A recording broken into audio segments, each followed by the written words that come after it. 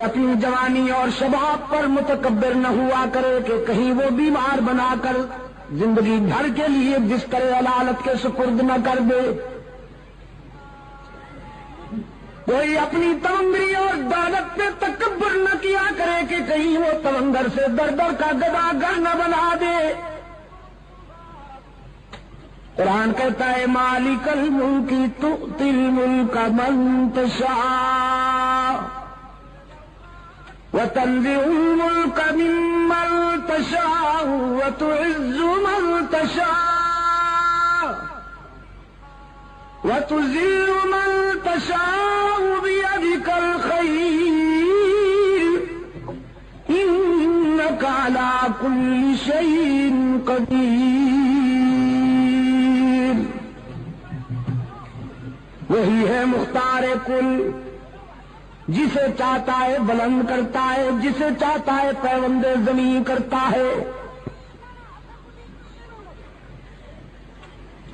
اور پھر حضرت سعد رضی اللہ تعالی عنہ نے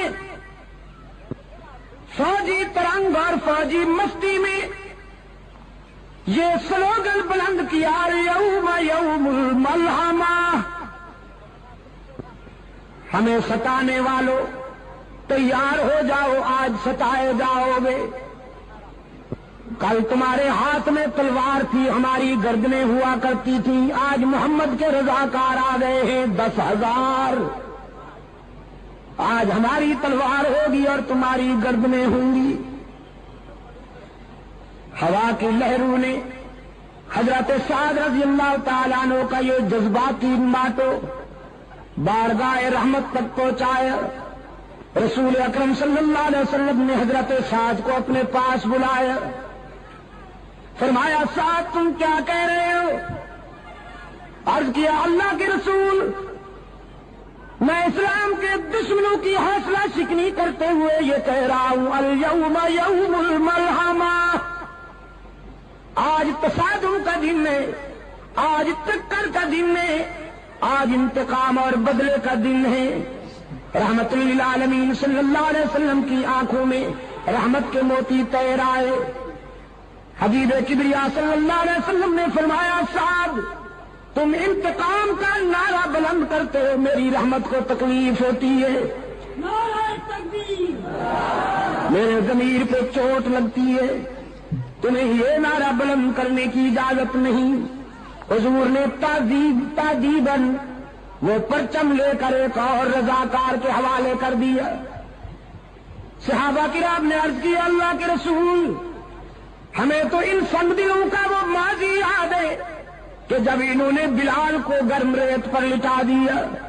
جب ان آدم خوروں نے سمیہ کو مکہ کے چوراہے پہ 2 لخت کر دیا، ہمیں تو ان آدم خوروں کی وہ زیادتیاں یاد ہیں۔ رحمت عالم صلی اللہ علیہ وسلم نے فرمایا مجھے بھی یاد ہے، میں اچھی طرح جانتا ہوں، یہ شہر مجھے جانتا ہے، میں اس کے در و دیوار سے مانوس ہوں، یہ وہی گلیاں ہیں جن میں میرے لیے کانٹے بچھائے جاتے تھے، یہ وہی شہر ہے جس کے نوجوان میری ہوٹنگ کے لیے جلوس نکالا کرتے تھے، یہ وہی باشندے ہیں جو میں مجھ پہ سنگ باری کر کے مجھے لہولہان کر دیا کرتے تھے، یہ وہی مکان ہیں جن کی چھتوں پر عورتیں کوڑا کرکٹ لے کے میری انتظار کیا کرتی تھی۔ لیکن تم جانتے نہیں کہ میں یہ سارے ظلم سہنے کا عادی ہوں، یہ ستانے کے عادی ہیں، ہم معاف کرنے کے عادی ہیں، ان کے دامن پتھروں سے بھرے ہوئے ہیں، ہمارا ظرف عفو و درگزر سے معمور۔ شاید تمہیں وہ یاد نہیں کہ یہ ساری چوٹیں سہ کر میں بیت اللہ میں پہنچتا جبکہ میرے جسم سے خون بہ رہا ہوتا، جبکہ میرے پاؤں میں کانٹے چبھے ہوئے ہوتے، جبکہ میرے جذبات ان کے سنگین ناروں سے زخمی ہوتے، میں بیت اللہ میں جا کے کیا کہا کرتا تو تمہیں کچھ یاد ہے کہ نہیں؟ بیت اللہ میں جا کے عبداللہ کا یتیم اللہ کے حضور عرض کرتا میرے معبود، اپنے محبوب کو زخمی دیکھ کر کہیں تیرا غضب جوش میں نہ آ جائے، تو نے دیکھا کہ ستایا گیا ہوں، تو نے دیکھا کہ سنگ باری کی گئی ہے مجھ پر، تو نے دیکھا کہ میرے جسم سے لہو ٹپک رہا ہے، تو نے دیکھا کہ مجھ پہ کوڑا پھینکا جا رہا ہے، تو نے دیکھا کہ میری کردار کشی کی مہم چلائی جا رہی ہے، سوشل بائیکاٹ کیا جا رہا ہے، لیکن میرے معبود میں تیرے در پہ اس لیے نہیں آیا کہ اپنے ستانے والوں کی ہلاکت و بربادی کی دعا کروں، میں تو تیرے در پہ اس لیے آیا ہوں کہ زندگی کے کسی مرحلے پر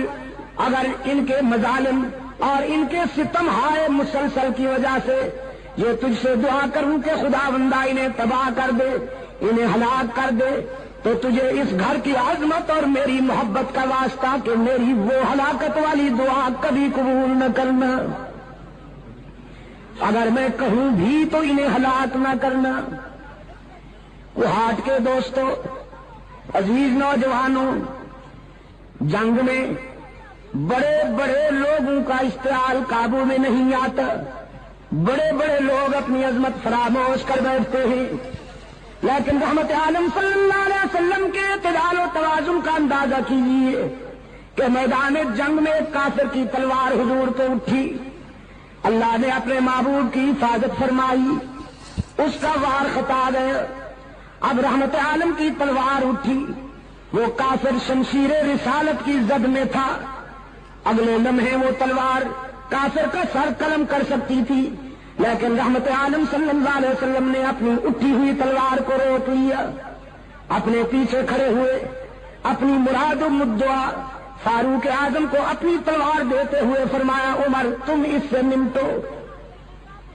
فاروق اعظم رضی اللہ تعالیٰ عنہ عرض کرتے ہیں، اللہ کے محبوب